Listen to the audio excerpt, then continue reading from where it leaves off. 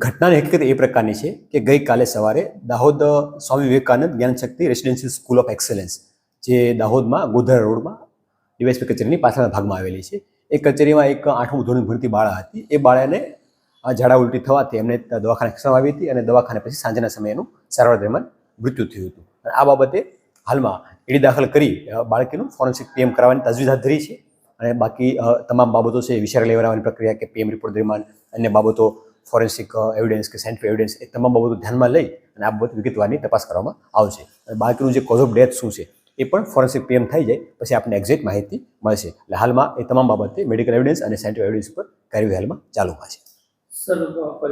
પ્રથમ દ્રષ્ટિએ એવું કંઈ જણાવ્યું નથી. સીપીઆર આપવાથી જે પ્રાઇમરી થઈ શકે એવું ડૉક્ટરનું કહેવું છે. સીપીઆર આપ્યો હતો બાળકી બચાવવા માટે, તો એ માટે જે કંઈ સામાન્ય સીપીઆર આપવાને કારણે થતું ડૉક્ટરના સારવારમાં એ થયું છે. અને બાળકી જે સારવારમાં લઈ ગયા હતા તો સવારથી એના મધર ફાધરને જાણ કરી હતી સ્કૂલવાળાએ, તો એના મધર ફાધર પણ આવી ગયા હતા અને મધર આવી ગયા હતા ખાલી, અને મધર આવી ગયા હતા અને મધર પણ ત્યાં હયાત હતા. અને મધર બપોરે આવી ગયા હતા, પછી છેક સાંજે દીકરીનું અવસાન 6:30 આસપાસ દીકરીનું અવસાન થયું છે. એટલે મધર પણ જાણે છે આ વસ્તુ. એટલે એ પ્રકારનું કોઈ જણાવ્યું નથી. છતાં પણ ફોરેન્સિક પીએમ આપણે એટલા માટે કરાવ્યું છે કે કોઈ પણ પ્રકારના આક્ષેપ કે પ્રત્યાક્ષેપ હોય કે કોઈ બાબતો છે છૂટી ના જાય.